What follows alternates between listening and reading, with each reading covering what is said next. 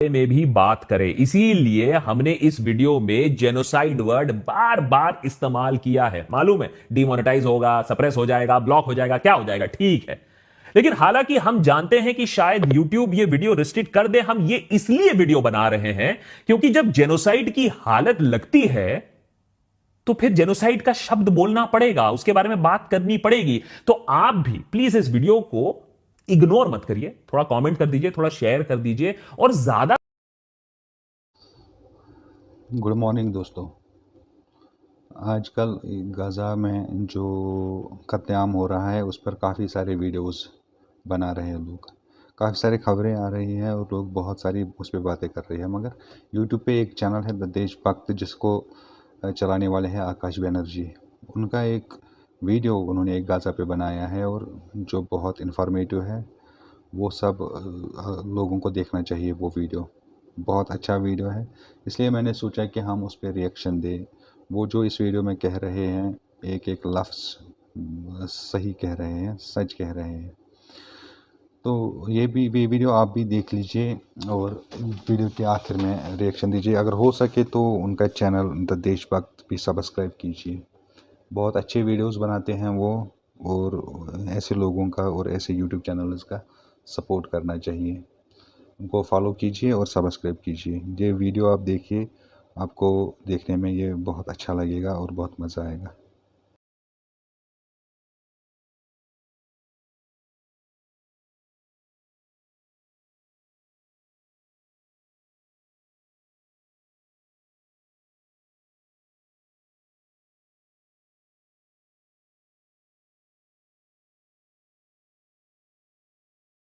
यह है Jabali refugee camp. 31 अक्टूबर को इसराइल ने यहां 6 मेड इन अमेरिका बॉम्ब्स गिराए। रिपोर्ट्स के हिसाब से हर बॉम्ब की विस्फोटक क्षमता 1 टन टीएनटी के बराबर थी। पूरा का पूरा रेफ्यूजी कैंप अब निस्तो नाबूद हो चुका है। 400 से ज्यादा जानें भी जा चुकी हैं और अभी भी बहुत सारे बच्चे, बहुत सारे बेकसूर फिलिस्तीनी मलबे के नीचे दबे हुए हैं। इस बार इसराइल ने डिनाई करने की कोशिश भी नहीं की, बोला हां भाई हमने ही बम गिराया था क्योंकि हम हमास के एक टेररिस्ट को अटैक करने की कोशिश कर रहे थे, उसे मारने की कोशिश कर रहे थे।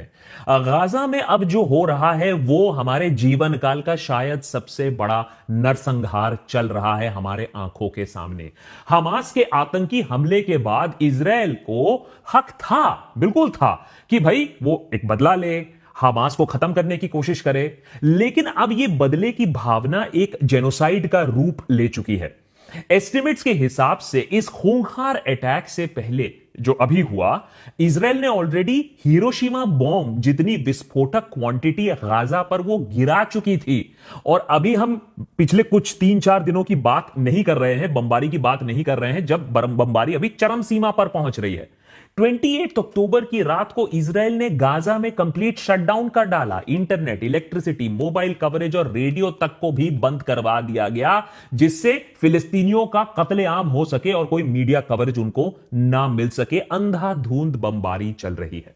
इसराइल ने ग्राउंड इन्वेजन भी शुरू कर दिया है मल्टीपल फ्रंट्स पर, और अभी कुछ ज्यादा क्लैरिटी देने की कोशिश नहीं कर रही है इसराइल। लेकिन इजरायली फोर्सेस गाजा पट्टी के अंदर जाकर घुस घुस के हैवी फाइटिंग कर रही है, हैवी फायरिंग कर रही है। उधर ये जो वॉर है ये कैसे एक्सपैंड हो सकता है, इसकी चेतावनी हमने देशभक्त पर भी पहले देने की कोशिश की थी। और अब खबर आ रही है कि येमेन की हाउदी रेजिस्टेंस ग्रुप ने इसराइल पर वॉर डिक्लेयर कर दिया है। देखिए अब इस पर मीम बना सकते हो, क्योंकि येमेन को डिक्लेयर करने से कुछ होता नहीं है, कोई फर्क नहीं पड़ता है, वो बहुत दूर है। लेकिन फैक्ट इज कि क्या और मिडिल ईस्टर्न कंट्रीज इसमें घुसेंगी, इस वॉर को एक्सपैंड कर देंगी। और कुछ रॉकेट्स अभी इसराइल की तरफ उन्होंने फायर भी किए हैं येमेन की तरफ से। और अभी सब देख रहे हैं कि हिजबुल्लाह ग्रुप का रिएक्शन क्या होने वाला है आने वाले कुछ दिनों में। उसके अकॉर्डिंग फिर सिचुएशन और भी खराब हो सकती है। मीनवाइल यूएन जनरल असेंबली में वोट हुआ कि एक इमीडिएट सीज फायर किया जाए। काफी सारे वेस्टर्न डेमोक्रेसीज ने इस सीज फायर के खिलाफ वोट किया यूएन में। और विश्व गुरु इंडिया ने भी एक जमाने में जिसे एक पीस बिल्डिंग कैपेसिटी से जाना जाता था, एक पीस बिल्डिंग नेशन जाना जाता था, उसने भी ह्यूमैनिटेरियन सीज फायर से अब्सटेन किया। अब इसके बहुत सारे डिप्लोमेटिक रीजंस हैं, बट द फैक्ट इज कि हमने अब्सटेन किया, जबकि हमारे सारे आस पड़ोस नेबर्स ने इस पागलपन को रोकने के पक्ष में वोट किया था। उधर विकीलीक्स ने 30 अक्टूबर को इजरायल मिनिस्ट्री ऑफ इंटेलिजेंस का एक डॉक्यूमेंट लीक कर दिया, जिसमें मिनिस्ट्री इजरायल सरकार को रेकमेंड कर रही है कि गाजा से सारे फिलिस्तीनियों को बेदखल कर दिया जाए, उनको इजिप्ट के सिनाई रीजन में फेंक दिया जाए। और वैसे ये इसमें लीक की कोई जरूरत नहीं है, जो इजराइल का कॉलोनियल जो प्लान है, जो लॉन्ग टर्म प्लान है, वो काफी ऑब्वियस ही है। 1947 और 2023 का अगर आप मैप देखेंगे तो यह बात साफ हो जाता है कि यह बेदखल करने का जो सिलसिला है, जो प्रक्रिया है, वो चली जा रही है। यूएन के जनरल सेक्रेटरी ने भी साफ साफ कह दिया कि हमास का यह अटैक अपने आप तो नहीं उत्पन्न हुआ है, अरे इसके पीछे भी एक इतिहास है। उन्होंने कहा कि इजराइल कब्जे के चलते फिलिस्तीनियों का 56 साल से दम घुट रहा था। फिलिस्तीनियों ने देखा कि उनके जमीन को कैसे सेटलमेंट्स के द्वारा खाया जा रहा है, फिलिस्तीनियों पर अत्याचार होते ही जा रहा है, उनकी इकोनॉमी का गला घोट दिया गया है, उनके घर तोड़ दिए गए हैं और उनको बेदखल कर दिया गया है। अब इतना भी सच नहीं बोलना था, यानी हमास का हमला दशकों से चलते आ रहे इजरायली हिंसा के रिस्पॉन्स में था। यूएन जनरल सेक्रेटरी के इस बयान से इजराइल तिलबिला उठी और इजरायली सरकार ने कह दिया कि अब हम यूएन ऑफिशियल्स को इजरायली वीजा ही देना बंद कर देंगे। उधर हमास के स्पोक्सपर्सन ने भी बयान दिया कि 85% हमास के फाइटर्स हैं वो बच्चे हैं जिनके मां बाप को इजराइल के एयर स्ट्राइक्स ने पहले ही मार दिया था। उन्हीं अनाथ बच्चों ने फिर बड़े होकर हथियार उठाना सीखा। अगर यह बात सच है, कुछ डिग्री तक भी यह बात सच है, तो सोचिए कितने अनाथ बच्चे हैं और कितने अनाथ बच्चे अब हथियार उठाने वाले हैं आने वाले सालों में। हमास को वेस्टर्न पावर्स ने टेरर ग्रुप तो डेजिग्नेट कर दिया, पर यही इजराइल के खिलाफ चू तक नहीं निकलती है इनकी, जबकि साफ हो चुका है कि इजराइल फिलिस्तीनियों के साथ वही कांड कर रही है जो हिटलर ने यहूदियों के साथ किया था इतने सालों पहले। उल्टा इजराइल को वेस्टर्न देश पैसा और हथियार सप्लाई कर रहे हैं, और अब तो इजराइल के एम्बेसडर इंडिया को भी कह रहे हैं कि भैया देखो, जल्दी जल्दी हमास को एक टेरर ऑर्गेनाइज डिक्लेयर कर दो। मैंने हमारी रणनीति क्या होनी चाहिए वो इजराइल अब हमें बताएगा। याद रखिए, इंडिया की ऑफिशियल तौर से रणनीति काफी न्यूट्रल रही है। ना ही हमने हमास को कभी टेररिस्ट ग्रुप बुलाया है, और ना ही, और by the way even Narendra Modi सरकार ने भी यह बात साफ कर दी कि आज तक इंडिया 2 स्टेट सोल्यूशन चाहता है, यानी फिलिस्तीनियों के लिए उनका देश, इजरायलियों के लिए उनका अपना देश। लेकिन अपना देश तो दूर की बात है, अभी तो लोग अपनी जान बचाने की कोशिश कर रहे हैं। अरे मौत का आंकड़ा 10,000 के आसपास पहुंच चुका है और यह रुकने का नाम नहीं ले रही है। तो देशभक्त पर आज सवाल यह उठता है कि यह मौत का मंजर कब तक चलेगा? ये जो इंटरनेशनल ऑर्गेनाइजेशंस हैं, ये जो यूएन है, इंटरनेशनल क्रिमिनल कोर्ट है, ये कब तक मौन व्रत धारण करके बैठी रहेंगी, कुछ कर नहीं पाएंगी? ये जो वेस्टर्न देश अपने आप को डेमोक्रेसी जो बुलाते हैं, वो क्या कर रहे हैं? इसको रोक क्यों नहीं पा रहे हैं? और मीडिया का क्या रोल है? क्या ये नरसंहार को और हवा दे रही है?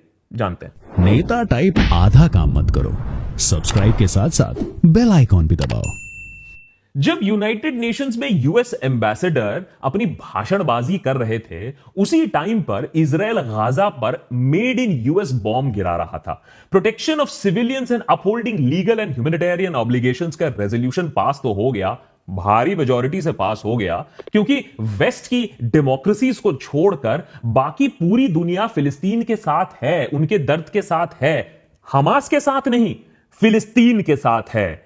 इन दोनों के बीच में फर्क को समझना काफी जरूरी है, नहीं तो कोई पॉइंट नहीं है विचार विमर्श करने का और डिबेट करने का। लेकिन इससे कुछ नहीं बदलेगा, यह रेजोल्यूशन से कुछ नहीं होगा। UN, human rights watch, amnesty international और दूसरे बड़े बड़े इंटरनेशनल ग्रुप्स ये सब रिपोर्ट दे चुके हैं, प्रूफ दिखा चुके हैं कि कैसे इजराइल एक अपार्थाइड स्टेट है, ह्यूमन राइट वायलेशंस कैसे होते हैं, वॉर क्राइम्स कैसे हो रहे हैं और जमीनी कब्जा कैसे चल रहा है। मगर इजराइल ये सारे काम कंटिन्यू कर रहा है। कभी एक्सक्यूज हमास का होता है, कभी बाइबल का होता है। पिछले कुछ हफ्तों की बात देख लीजिए, इजराइल ने मेडिकल पर्सनल्स और हॉस्पिटल्स तक को टारगेट किया है। अल-हैल का किस्सा आप जानते ही हैं। कल टर्की फिलिस्तीनी फ्रेंडशिप हॉस्पिटल पे इजराइल ने बॉम्ब गिराया, और अल-कद्स हॉस्पिटल जिसमें टोटल 12,000 लोग कहा जाता है मौजूद हैं, उनकी अथॉरिटीज को अब कहा जा रहा है कि आप भी अस्पताल खाली कीजिए, यहां पर हम बम गिराएंगे क्योंकि यहीं से हमास ऑपरेट करती है। वर्ल्ड हेल्थ ऑर्गेनाइजेशन अल-कद को रीसप्लाई भी नहीं कर पा रही है क्योंकि हॉस्पिटल के चारों तरफ इजराइल बमबारी कर रही है। वही वजह है हमास वाला।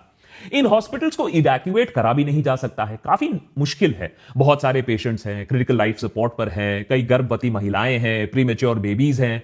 UN coordination of humanitarian affairs के एक ऑफिशियल ने कहा कि फ्यूल की खत्म हो जाने की वजह से सारे डायलिसिस के पेशेंट्स और प्रीमेच्योर बेबीज की जिंदगी अब खतरे में है। 9,000 से ज्यादा कहा जाता है कि यहां कैंसर पेशेंट्स की ट्रीटमेंट भी चलती रहती है और ये लोग इंसान हैं। गाजा कोई बंजर इलाका नहीं है, यहां 20 लाख लोग रहते हैं। बाजार है, स्कूल्स हैं, अस्पताल है, मस्जिद है, चर्च है, एक पूरा सिविलाइजेशन है, एक सभ्यता है जिसको इजराइल अभी साफ कर रहा है। यूनिसेफ के हिसाब से रोज 400 फिलिस्तीनी बच्चों की मौत हो रही है। हां भाई, हमास की गलती है। ह्यूमन राइट्स वॉच ने कंफर्म किया है कि इजराइल ने व्हाइट फास्फोरस का इस्तेमाल किया है। इलीगल केमिकल वेपन है जिससे आने वाली पीढ़ियों में जेनेटिक डिफेक्ट्स तक हो सकती हैं। इजराइल ने दर्जनों जर्नलिस्ट को मार गिराया है, उनकी फैमिलीज को चुन चुन कर अटैक किया है। सिर्फ गाजा में ही नहीं, वेस्ट बैंक में भी नाउ अत्याचार का जो सिलसिला है अब वो और भी चरम सीमा पर पहुंच रहा है। वेस्ट बैंक में बाय द वे कोई हमास नहीं है, लेकिन वहां भी रेफ्यूजी कैंप में बमबारी हुई है, रेड्स हुए हैं, बुलडोजर चले हैं, कुछ लोगों की जान भी गई है। वेस्ट बैंक में कई फिलिस्तीनियों को इजराइल बेघर कर रहा है, डिटेन कर रहा है। रिपोर्ट्स है कि इजराइल ने फिलिस्तीनियों को डिटेन करके टॉर्चर भी किया है। ऊपर से इजराइल ने पैलेस्टीनियन अथॉरिटी, जो कि वेस्ट बैंक में सरकार की तरह ऑपरेट करती है, उनका पूरा का पूरा टैक्स का पैसा फ्रीज कर दिया है। तो वहां के लोगों को कोई उनका वेलफेयर भी नहीं हो सकता है, उनकी कोई भलाई भी नहीं हो सकती है। उसी के साथ साथ इजराइल लेबनान पे, सीरिया पे अपनी एयर रेड्स कंटिन्यू कर रहा है। इजराइल ने यह सब काम दिन दहाड़े सबको बताकर सबके सामने किया है। इसकी कवरेज भी मौजूद है, ट्विटर खोल लो, आए दिन आपको विजुअल भी दिखेंगे। पर अब शायद जो बर्बरता होने वाली है वो अंधकार में होगी। इजराइल की ब्लैकआउट स्ट्रैटेजी के चलते अब फिलिस्तीनी अपनी मौत की कहानी दुनिया को बता भी नहीं पाएंगे, क्योंकि सारे के सारे जो ऑप्शंस हैं, कम्युनिकेशन रूट्स हैं, उनको बंद करने की चेष्टा चल रही है। पीने के लिए साफ पानी नहीं है, दवाई खत्म हो रही है, बीमारियां फैल रही हैं, सैकड़ों बच्चे मलबे के नीचे दब रहे हैं। मौत का आंकड़ा एक्सपोनेंशियली बढ़ने ही वाला है, क्योंकि इंटरनेशनल कम्युनिटी कुछ कर नहीं पा रही है। इजिप्ट के कुछ शहर जो कि गाजा के करीब 40 मील दूर है, वहां के लोग 28 अक्टूबर की रात को फोटो अपलोड करके दुनिया को बताने की कोशिश कर रहे हैं कि गाजा देखो कैसे जल रहा है। वैसे दिख तो पूरी दुनिया को भी रहा है, आंखें बंद कर लिए तो दूसरी बात है। सिक्योरिटी काउंसिल में जब रशिया रेजोल्यूशन लाई कि गाजा में एक इमीडिएट ह्यूमैनिटेरियन सीज फायर होनी चाहिए, तो ग्लोबल डेमोक्रेसी के सरपंच और उप सरपंच यूएस और यूके ने रेजोल्यूशन को वीटो किया। यूएस ने कहा कि नहीं नहीं नहीं, हम ज्यादा से ज्यादा एक ह्यूमैनिटेरियन पॉज अलाउ कर सकते हैं, यानी कि एक दिन बम गिराओ, दूसरे दिन फिलिस्तीनियों को लाशें उठाने दो, तीसरे दिन फिर से बम गिराओ, चौथे दिन फिर से लाश उठाओ। 31 अक्टूबर को सिक्योरिटी काउंसिल से मुखातिब होने के बाद पैलेस्टीनियन एनवॉय ने पूछा, how many days will you wait to say enough? और कितने दिन फिलिस्तीनी मरते रहेंगे उसके बाद आप बोलोगे अब बस हो गया?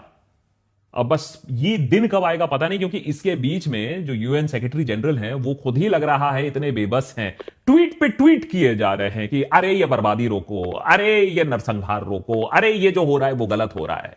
ये जो महान यूनाइटेड नेशन है, दुनिया भर के जो इसमें देश बैठे हुए हैं, अल्टीमेटली उनके सेक्रेटरी जनरल क्या कर रहे हैं? ट्वीट कर रहे हैं। यह है असलियत आज यूनाइटेड नेशंस की। इंटरनेशनल क्रिमिनल कोर्ट आईसीसी ने कहा है कि वो गाजा पर नजर रखे हुए, नजर एक्टिवली इन्वेस्टिगेट कर रहे हैं। ये सब 20 दिन बाद ऐसा बयान आ रहा है, किस तरीके का एक्टिव रिस्पॉन्स हो रहा है, किस तरीके का इन्वेस्टिगेशन हो रहा है, वो साफ साफ दिख रहा है। यूएन, आईसीसी, दूसरी इंटरनेशनल ऑर्गेनाइजेशंस की नाकामी से सबसे बड़ा रीजन ऑब्वियसली ये वेस्टर्न डेमोक्रेसीज ही हैं, खासकर कि यूएस। इजराइल की एट्रोसिटीज को सपोर्ट किया जा रहा है। व्हाइट हाउस स्पोक्स पर्सन कह चुके हैं कि इजराइल के पास कोई भी रेड लाइन नहीं है, जो करना है कर लो, हमारे पास से ब्लैंक चेक है, लिटरली पैसे का भी, मिसाइल का भी, और तुम्हें ना रोकने का भी। और यह तस्वीर देखिए, साल है 2003, ये इराक की राजधानी बगदाद है, ये बॉम्ब्स यूएस ने स्वयं गिराए थे। और ये तस्वीर देखिए 2023 की, शहर है गाजा, यहां बॉम्ब्स मेड इन यूएस हैं मगर इजराइल ने गिराए हैं। क्या बगदाद को जलाने के लिए आज तक कोई भी अमेरिकन जनरल या कोई भी अमेरिकन पॉलिटिशियन को सजा हुई है? सजा दूर की बात है, कभी किसी को कटघरे में खड़ा किया गया है कि भाई वो बताओ, वो जो WMD था, वो जो केमिकल वेपन था, वो जो न्यूक्लियर प्रोग्राम बम बनने की कोशिश हो रही थी, वो कहां है? लोग तो बहुत सारे मरे, लेकिन वो WMD तो कभी ना मिला। अमेरिकन इजरायली लव अफेयर की कहानी काफी इंटरेस्टिंग है। पहले ओपन कॉलोनिज्म था, उसके बाद यूएस लेड डेमोक्रेसीज के बिजनेस, ट्रेड, ऑयल और मिलिट्री इंटरेस्ट को प्रोटेक्ट करने की बात है। अरे साम्राज्यवाद आज भी जिंदा है, और शायद आज गाजा को देखकर लोगों की आंखें भी खुल रही हैं कि किस तरीके से यह पॉलिटिक्स चलता है। आज के डेट तक यूएस ने $120 बिलियन वो दे चुका है इजराइल को मिलिट्री एड में। यह पैसा by the way US tax से आता है, जो यूएस का आम वर्किंग नागरिक, मिडिल क्लास आदमी मेहनत से भरता है। अब बड़े बड़े पूंजीपति टैक्स थोड़ी ना भरते हैं। इजराइल ये पैसा लेकर यूएस के ही बड़े बड़े पूंजीपतियों से लेटेस्ट हथियार खरीदता है। इजराइल का 92% वेपन इंपोर्ट यूएस से होता है। फिर इजराइल F-35 प्लेन्स उड़ाकर गाजा के बच्चों पर, रेफ्यूजीज पर, हॉस्पिटल पर और जर्नलिस्ट पर मेड इन यूएस बॉम्ब गिराता है। यानी पैसा गया आम आदमी के जेब से, लेकिन आया मिलिट्री इंडस्ट्रियल कॉम्प्लेक्स और उनके पूंजीपतियों के पास, और इजराइल ने बेकसूर फिलिस्तीनियों के ऊपर धमाधम बम गिराए। इसको कहते हैं वॉर का बिजनेस। यूएस में, यूके में, फ्रांस में सप्रेशन के बावजूद बहुत बड़े बड़े लेकिन अब प्रोटेस्ट हो रहे हैं। सिर्फ सीज फायर की मांग हो रही है, ऐसा नहीं है कि भैया इजराइल को बाहर निकाल दो या कोई और नया देश बना दो। सिर्फ इतनी मांग करने की कोशिश हो रही है कि अब कम से कम एक सीज फायर कर दो। और लोग ये कह रहे हैं कि हमें यह मंजूर नहीं है कि हमारे टैक्स के पैसों से फिलिस्तीनियों को मारा जा रहा है, हमारे से बिना पूछे हमारी सरकार इस चीज को, इस जेनोसाइड को सपोर्ट कर रही है। पर शायद प्रोटेस्ट का खास असर ना पड़े। 2003 में इराक, 2023 में गाजा, 2043 में कोई और देश हो जाएगा। एक जमाने में बात सुइज कैनाल की हुआ करती थी, आज ईरान को कंटेन करने की बात होती है, यूक्रेन को प्रोटेक्ट करने की बात होती है, अपने ऑयल और अपने बिजनेस को प्रोटेक्ट करने की बात होती है। कोई ना कोई जियोपॉलिटिकल फ्लैश पॉइंट मिल जाएगा और ये देश खूब पैसा कमाएंगे और इनोसेंट लोग मरेंगे। और इसके बीच में एक और चीज जो साफ हो चुकी है, वेस्टर्न मीडिया का रोल। इसमें बिग मनी कितना बुरी तरीके से घुस चुका है। कोई भी मैसेकर, जेनोसाइड बिना प्रोपेगेंडा और परसेप्शन बिल्डिंग के बिना नहीं हो सकता है। और यह साफ दिखता है, बड़े बड़े इंटरनेशनल मीडिया चैनल्स पर यह साफ दिख रहा है कि पिछले कुछ हफ्तों से बार बार अनवेरिफाइड फेक न्यूज चलाया जाता है, जैसे कि 40 बच्चों का सर कलम करना, उनको ओवन में डाल देना। इजराइल के सरकारी सोर्सेज भी जो मिस इंफॉर्मेशन चलाना चाहते हैं उसको वेस्टर्न मीडिया लैप अप करती है, कॉल आउट नहीं करती है। उल्टा वेस्टर्न मीडिया ने फिलिस्तीनी पर्सपेक्टिव को जगह तक नहीं दी है। पूरा coverage from Israel, for the west. किसी फिलिस्तीनी एक्सपर्ट को बुलाया तो बस यह पूछ लिया कि भाई पहले बताओ कि तुम हमास की निंदा करते हो या नहीं। अरे भैया ठीक है, निंदा करते हैं, लेकिन बार बार यही याद दिलाया जाता है कि अमेरिका के हिसाब से हमास टेरर ऑर्गेनाइजेशन है, टेररिस्ट है। इजराइल के दशकों से चलते हुए वायलेंस का कोई जिक्र नहीं है। वो टेररिज्म नहीं है। फिलिस्तीनी करे तो टेररिज्म, इजराइल करे तो सेल्फ डिफेंस। टू मच फकीरी। कई जर्नलिस्ट्स जिन्होंने इस बायस्ड कवरेज के खिलाफ आवाज उठाने की कोशिश की, उनको नौकरी से बाहर निकाल दिया गया। यूनिवर्सिटी प्रोफेसर्स, लॉयर्स, स्टूडेंट्स, जो कोई भी या कंपनी में कोई काम करने वाला बंदा जिसने भी फिलिस्तीन के इशू को उठाने की कोशिश की, इजराइल के हिपोक्रेसी को दिखाने की कोशिश की, उसकी गई नौकरी। टेक जायंट्स ने कई फिलिस्तीनी पेजेस को रिस्ट्रिक्ट करके रखा है, सेंसर करके रखा है, शैडो बैन करके रखा है। शायद देशभक्त के वीडियोस के साथ भी पिछले कुछ हफ्तों से ऐसा हो रहा है, कोई बात नहीं, हमें तो आदत सी पड़ गई है। लेकिन एक चीज साफ हो चुकी है कि फिलिस्तीनियों ने हार नहीं मानी है। उन्होंने तय कर लिया है कि मरते दम तक ही सही, लेकिन वो अपनी आवाज उठाते रहेंगे, दुनिया को बताते रहेंगे कि उनके साथ क्या हो रहा है। और दुनिया के अलग अलग शहरों में लाखों लोग अब फिलिस्तीनियों के पक्ष में सड़क पर उतर भी रहे हैं, अपनी अपनी सरकारों पर दबाव बनाने की कोशिश कर रहे हैं कि कम से कम एक सीज फायर तो करा दो। कई सारे जूइश ऑर्गेनाइजेशंस भी सिट इन प्रोटेस्ट कर रहे हैं, सीज फायर की मांग कर रहे हैं, फिलिस्तीनियों के हक में बोल रहे हैं। भारत सरकार ने गाजा को एड भेजने का भी जो फैसला किया, ये काफी काबिले तारीफ स्टेप है। पर अब टाइम आ गया है कि भारत सरकार इस कॉन्फ्लिक्ट पर एक प्रिंसिपल्ड स्टांस ले, एक इमीडिएट सीज फायर की बात करे। इस बात पर ना हम घुसे कि हमास टेरर ग्रुप है नहीं है, हमास ने जो किया वो गलत है, लेकिन इसका यह मतलब नहीं कि आप एक जेनोसाइड को अलाउ करो और मंजर भी देखते रहो साइड में बैठकर। साउथ अफ्रीका में भी अपार्थाइड गवर्नमेंट के खिलाफ इंडिया ने एक स्टांस लिया था, एक प्रिंसिपल स्टांस लिया था। आज वही एक प्रिंसिपल की जरूरत है। ऐसे में मीडिया का भी कर्तव्य बनता है कि वो बिना डरे गाजा के बारे में भी बात करे। इसीलिए हमने इस वीडियो में जेनोसाइड वर्ड बार बार इस्तेमाल किया है। मालूम है डिमोनेटाइज होगा, सप्रेस हो जाएगा, ब्लॉक हो जाएगा, क्या हो जाएगा, ठीक है, लेकिन हालांकि हम जानते हैं कि शायद YouTube ये वीडियो रिस्ट्रिक्ट कर दे। हम ये इसलिए वीडियो बना रहे हैं क्योंकि जब जेनोसाइड की हालत लगती है तो फिर जेनोसाइड का शब्द बोलना पड़ेगा, उसके बारे में बात करनी पड़ेगी। तो आप भी प्लीज इस वीडियो को इग्नोर मत करिए, थोड़ा कमेंट कर दीजिए, थोड़ा शेयर कर दीजिए और ज्यादा से ज्यादा लोगों को बोलिए। इस चीज को इग्नोर करने से सॉल्व नहीं होगा, थोड़ा सा आवाज उठाना जरूरी है। गाजा में जेनोसाइड देखकर निराश होने से ज्यादा जरूरी अभी यह है कि हम वर्ल्ड में डेमोक्रेसीज जो हैं, ग्लोबल डेमोक्रेसीज, उनको थोड़ा ह्यूमन राइट्स, उनको थोड़ा इंसानियत का 2-4 पाठ पढ़ा दे। नहीं तो ऐसा होगा कि कल गाजा है, कल और कोई और देश हो जाएगा, कल अल्जीरिया, साउथ अफ्रीका। ये जेनोसाइडल रेसिस्ट लोग रुकेंगे नहीं जब तक ना आप और हम अपनी थोड़ी सी आवाज उठाएंगे।